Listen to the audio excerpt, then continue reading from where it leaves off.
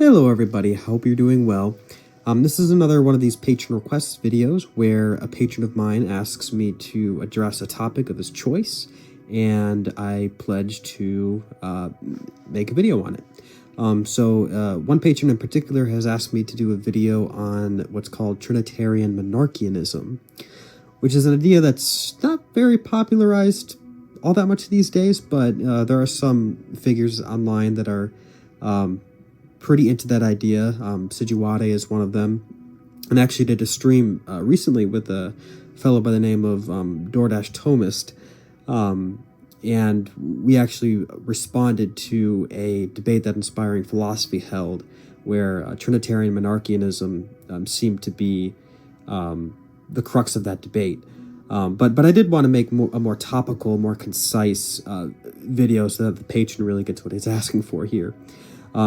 And I also think it's a good topic because it gives a good opportunity to discuss some of the more fundamental principles that constitute Catholic Trinitarian theology, which is always beneficial, even if you aren't necessarily concerned about monarchianism, which, by the way, is, let me define it before we get into the video. It seems to be a position that essentially states that the divinity can only truly and properly or nominally be appropriated to the Father, whereas the Son and the Spirit possess the divinity in some derivative, yet still entitative sense, even if they receive the divinity from all eternity. Now, there are different variants of it, because some variants of monarchianism are to the exclusion of the consubstantiality of the Son and the Spirit.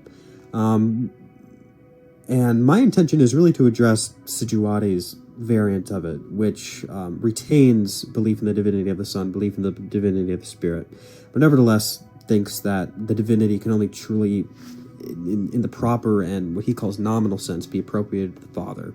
And so the Son and the Spirit possess the divinity, yet still in some derivative sense. So before getting into the issue at hand, though, if you do like my content or would like to see me make a video on a topic of your choice, or if you just want me to ask, if you want to ask questions, do Q&A, through the messaging system, or you receive some ongoing theological formation one-on-one. I tend to do that also as a perk. Just please consider becoming a patron and help support the work that I do for just $10 a month. It also includes monthly articles and book recommendations and catechetical notes, over 100 pages of catechetical notes. $5 a month if you want everything there besides the video topics and the monthly articles. So just give that some consideration. Okay, so when it comes to this whole issue of Trinitarian monarchianism, I would say there's certainly truth and falsity in it, right? So there is indeed a sense in which God, the word God, the term God, is appropriated to the Father in a special way within the life of the Trinity itself. And this is because the Father is, of course, the fountainhead of the divinity and the inascible source from whom the Son is generated and from whom the Spirit proceeds. Specifically, the Spirit proceeds from the Father and the Son. And as such, he is rightly called the principle without principle, right? The fountainhead of the Godhead. And I want to focus on this concept of principle without principle. So let me explain that. So just as the point of a line is the origin of a proceeding line, so the Son and the Spirit eternally flow from the Father in that way. And it can even be said in the sense that the Father is the sole principle of both the Son and the Holy Spirit, inasmuch as the Holy Spirit does not proceed from the Son by himself, but only from the Father and the Son as by one principle and one active spiration. So the Son shares in this spiration because he receives the paternal procession of the Spirit and images it back to the Father in perfect consubstantiality, right? Perfect identity with that. And that's because the Father gives everything he has to the Son except what makes him uniquely Father, which of course is his paternity. So that's kind of the sense in which we can affirm what monarchianism might be trying to get at. But that being said, now it's vitally important to understand that in God, the persons of the Trinity, because of the divine simplicity, are not constitutive parts of the divinity, but they're each relations that subsist as one and the same divinity, right? Which is going to be crucial to articulate in the sense in which the monarchical Trinity is not true. So their being, the being of the persons, or what we call the esse in, is identical. It's one and the same. It's indistinguishable. Whereas their esse ad, their being towards, right, their towardness with respect to one another, these are distinguished entirely outside of the consideration of the human mind, right? So really distinct.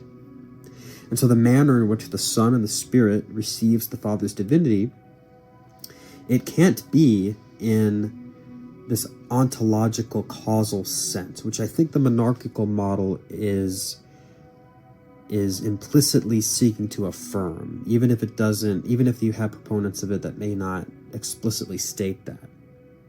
And the reason, though, is because their being is the same. So the reason why it can't be in this ontological causal sense is because the being of the persons is the same. And so it's the way in which there's procession, the way in which there is proceeding from a principle is after the mode of what we would consider relational ordering, not through causal dependency. The reason is that if the Son and the Holy Spirit proceeded according to some ontological causal sense, then, as the Monarchians affirm, they can only be considered or called God in a predicative sense, meaning that we can only predicate divinity of the Son and the Spirit. And my contention is that if this is true, then this logically is going to lead to either pantheism or Arianism or subordinationism, one of the three. So why would it lead to pantheism? Well, if the divinity is understood as the fundamental source of all reality, right? That's Sijuate's definition of it, working definition of it. And if that's predicated properly only on the Father, such that that is exclusively predicated of the Father, that concept of fundamentality, of causal fundamentality, and no distinction is made between the sense in which the Father is the fountainhead of the Godhead and the sense in which the Father is the non-contingent ground of the world's contingency, well, then there would be no absolute means of distinguishing the procession of creatures from God and the procession of the Son and the Spirit. The only way that such a distinction can properly be made is if we recognize the Father's fontal role as specifically applying to the ordering of the intra-divine immanent processions, rather than as in a existentially causal sense where the Son and the Spirit receive actual existence from the Father, or receive some actual reality called divinity from the Father, as if they stand in some potency with respect to the Father's actualizing activities of generation and spiration. This is why the Church in the West became gradually cautious with use of the word cause as it relates to Trinitarian dynamics, not because the word is intrinsically improper, but because it can easily lend itself toward a disastrous undermining error if taken too literally.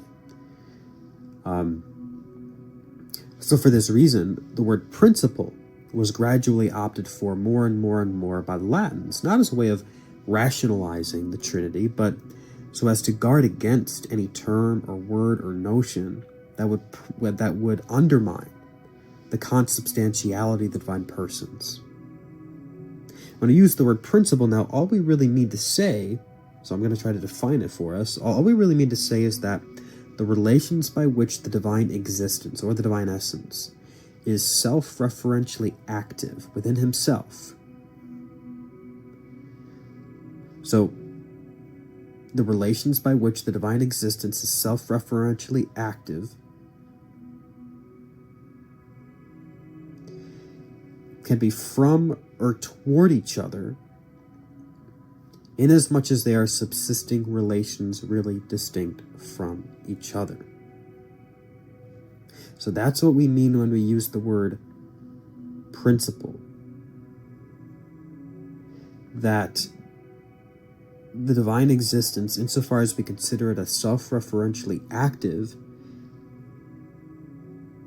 or maybe I should rather say that the relations between, or the relations by which the divine existence is self-referentially active, those relations can be from or towards each other, inasmuch as they are subsisting relations really distinct from one another. So this from one another and toward one another.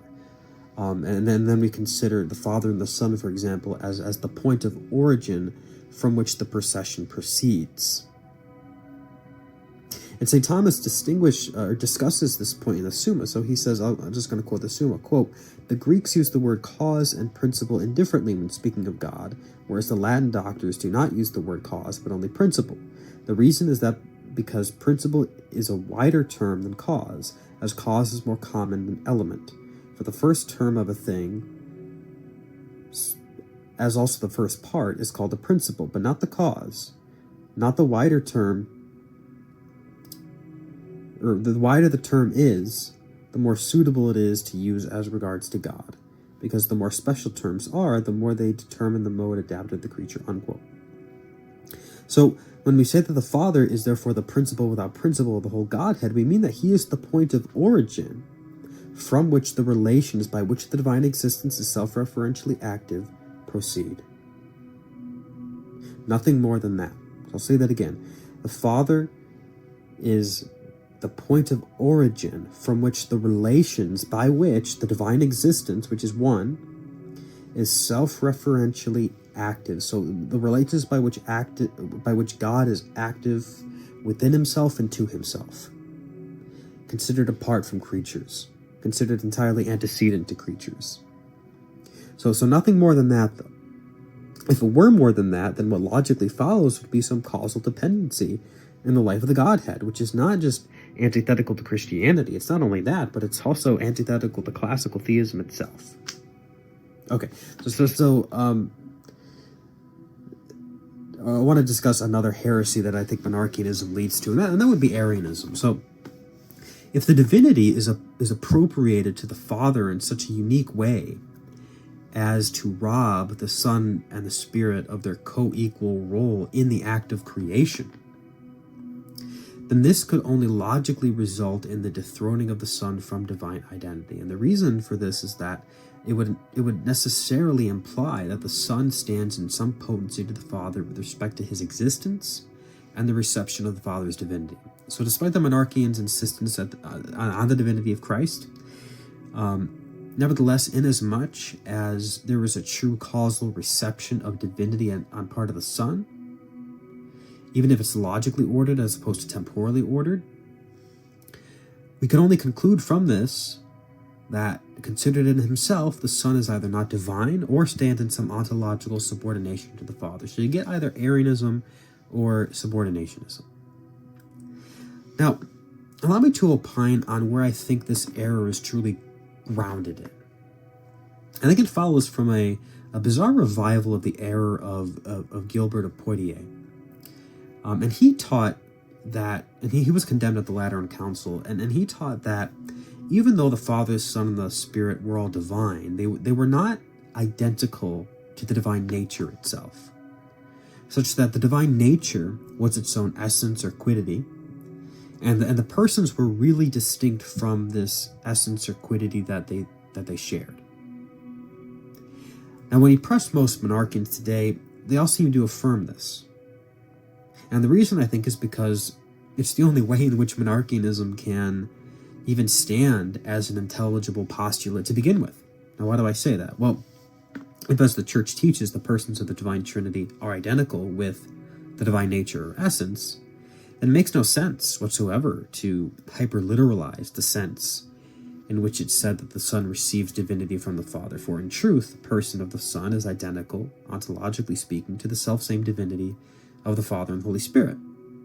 This concerns their being, right? Their esse in, which is none other than the divine existence itself. Now, the reason for insisting on this identity, by the way, could not be more critical to safeguarding the very divinity of God himself. For what is most characteristically divine about God is none other than his divine simplicity. For it's only through his lack of any composition that we can meaningfully distinguish, for example, the divinity from the highest angel. And St. Thomas Aquinas makes this point in the De Ente et Essentia, where he finally lands on the identity of essence and existence in God as the most fundamental means of distinguishing divine being from created being. For in the angel, even though we would say that person and nature are to be identified, which is why each angel is his own species in the Thomistic model, there still nevertheless remains a distinction between essence and existence in the angel. And so, bringing us back to the Trinity, if even person and essence, or person and nature, are, if not even those two are affirmed to be identical in God, let alone essence and existence, then I would argue that you're actually dragging God down beneath even the dignity of an angel. It's only because person and divinity are identical in God that the Father, the Son, and the Holy Spirit can even be consubstantial in any sense to begin with. If this were the case, then the persons of the Trinity would simply be sharing in a common nature that they would need to possess only by way of participation. So let's say you want to say that the Father possesses it maximally. Well, then the Son and the Spirit would need to possess it to some degree by participation, which would obviously lead to either Arianism or subordinationism. And so the only way out of this is to concede, as the Church has decreed dogmatically at the Lateran Council contra Gilbert, that the persons of the Trinity are identical to the divinity, such that the being of the persons are identical and co-equal in majesty, and the sense in which the divinity is communicated to the Son and then to the Holy Spirit is by relational ordination, as by way of proceeding from the paternal principle, not through ontological causality. And this is how we can affirm that from the perspective of creatures, while creation is certainly from the Father in an ultimate sense, it's nevertheless a numerically singular act of the whole Godhead, but according to a relational ordering, from the Father, through the Son, and in the Spirit, which is the foundation and basis for the divine economy in the order of salvation, where the goal of the Christian life is to be recreated as members of the Son, in the Spirit, and grafted onto the Son's returning of the Spirit of God, the love, back to the Father, which the Father gives to, which the Father gives to and through the Son. So that's just how I would address Trinitarian monarchianism. This is meant to be like a hugely long video. So I hope you got something out of this. I hope this was helpful. I hope you learned a little bit about the Trinity, maybe delved a little bit deeper into the mystery, which is what we're all trying to do throughout the course of our lives. So yeah, I'll just make my last appeal. If you want to support my content, Patreon, the best way to do it, patreon.com/classicaltheist. And especially if you want me to make a video on a topic of your choice, like this one is. So God bless you. Don't forget to like, subscribe, and let me know what you think in the comments. Please do. I want to start interacting with the comments a little bit more, right? So let me know what you think, and have a good morning or evening or whenever it is you watch this video. God bless you.